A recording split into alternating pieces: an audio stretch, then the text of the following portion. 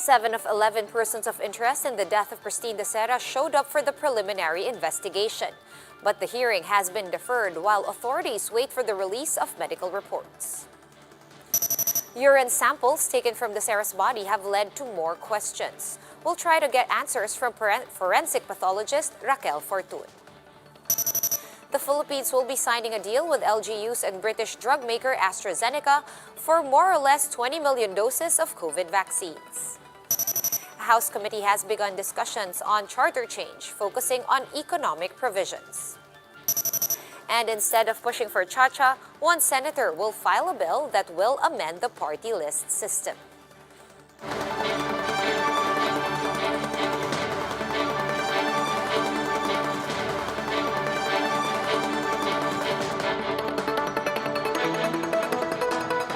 Fast, focused, and fearless. Here's a roundup of stories we're watching now. I'm Sean Yao. The Investigation Bureau has extracted a urine sample from Christine Dacera's body almost 2 weeks after she was found dead.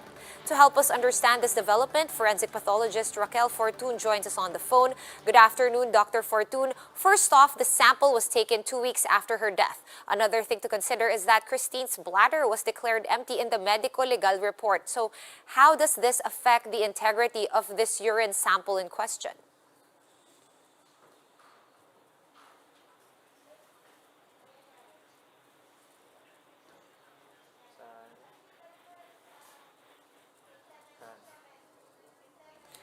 All right, we'll try to fix the connection to Dr. Fortun. In other news, the preliminary investigation into the death of flight attendant Christine Dacera has been reset as the PNP waits for the results of several more medical results. Camille Samonte with that story.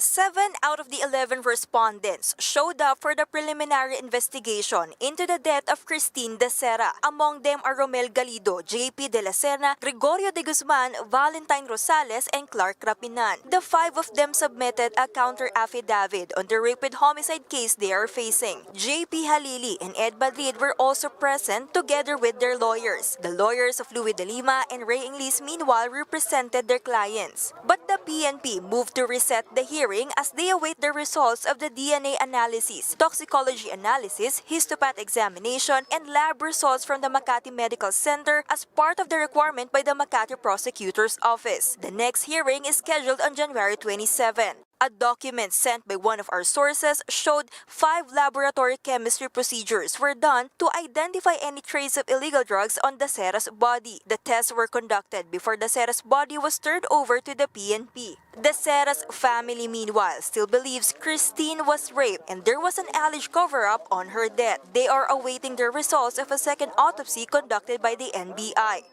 Number 1, was Christine drugged? That explains her erratic and incoherent behavior in that early morning of January 2nd or January 1st. And sa pangalawang issue, sino naglagay ng drugs? Who is responsible for this? Was this as the act of a single person or several persons? Tapos pangatlo, was there a sexual molestation?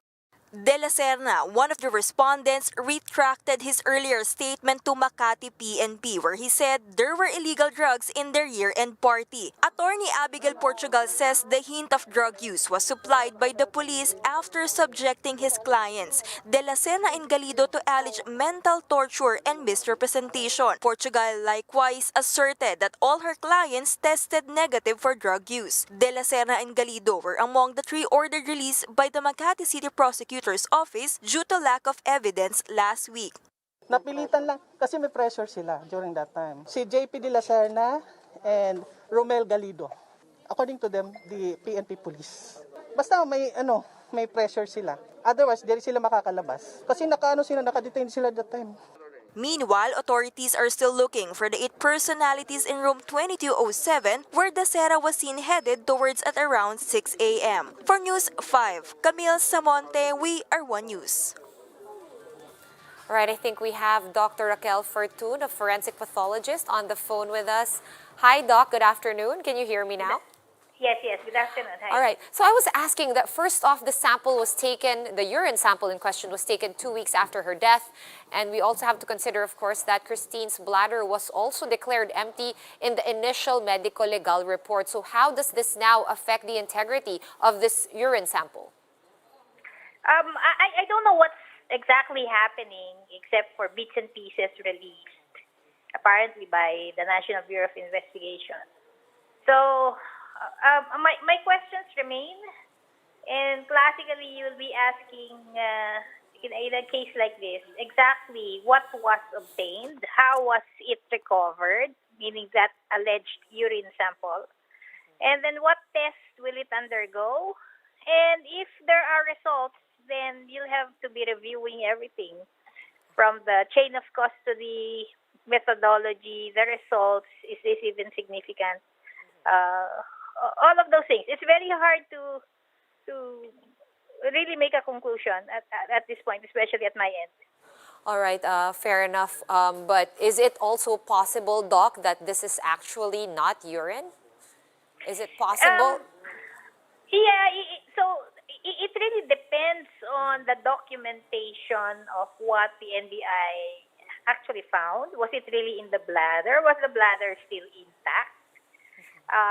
Because we're dealing with, as you said, a body that's been dead several days, that had been embalmed, and that had been allegedly or reportedly previously autopsied. So you're expecting changes in the body, like a previously autopsied body, if it was really done in a standard way, would entail removing all of the internal organs, the bladder included. And everything is dissected, including the bladder, and that means opening it up. And in the previous report, it was really specifically stated that the bladder was empty. So now it's the PNP's word versus NBI. So what's actually happening? If that alleged fluid was not in the bladder, or the bladder was not intact, then that raises the issue of could it have been just embalming fluid. So I'm not in a position to really categorically say, what's right, what's wrong, what's happening.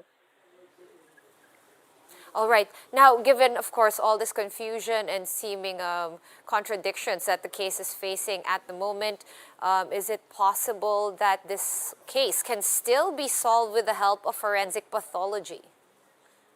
Well, forensic pathology-wise, an examination of the body could show you some natural disease process or significant injury which could explain death. That is one issue that we could help with. However, if this is a case of intoxication, it's more of the pertinent negatives. She did not have this, she did not have that. One classic example I can cite is, was there really that so-called aneurysm?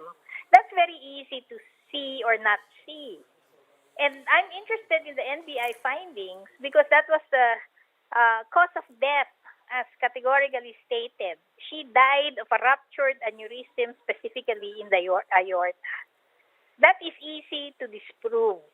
So I'm waiting for the autopsy findings of NBI. And from the point of view of forensic pathology, that is something we can do because we look at structural changes. However, what if there was nothing significant to explain cause of death in terms of abnormality in the organs, etc.?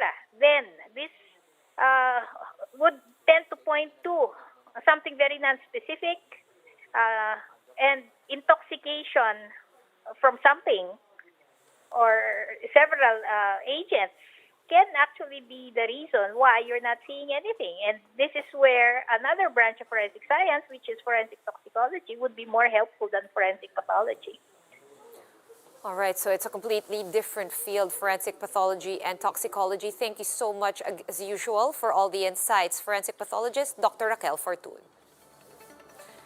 We'll have more stories after this quick break. Stay with us.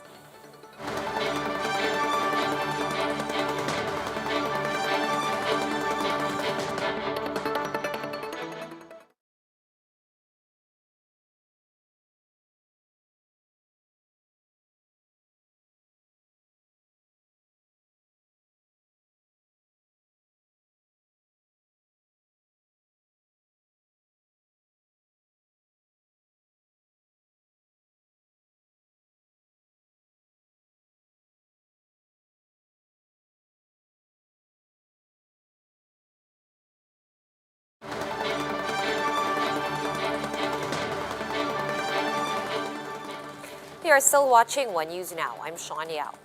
The Health Department reported over 1,400 new COVID-19 infections on Wednesday.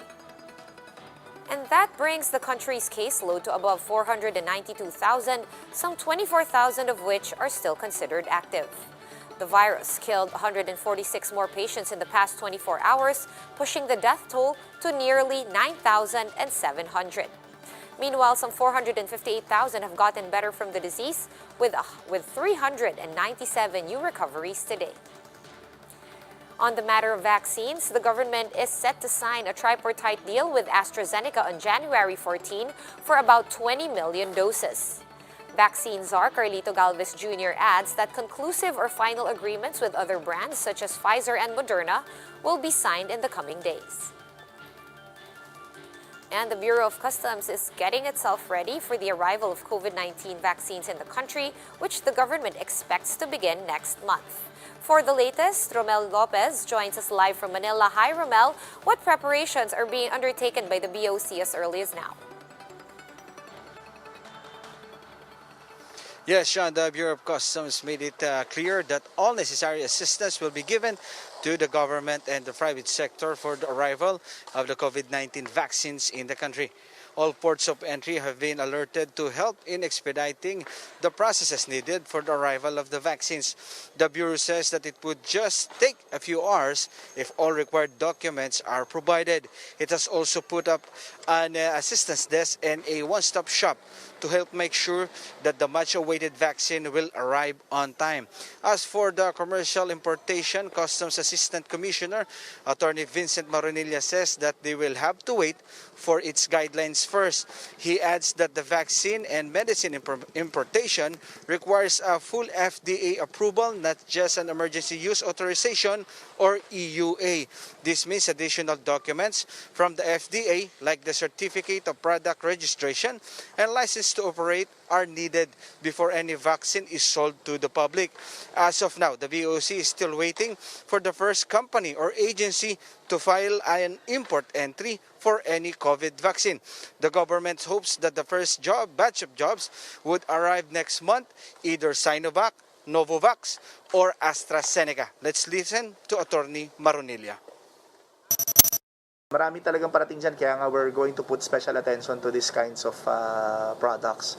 Kaya nga may kautusan din si Commissioner Guerrero na to look into special processes if necessary on how to have these products expeditiously released.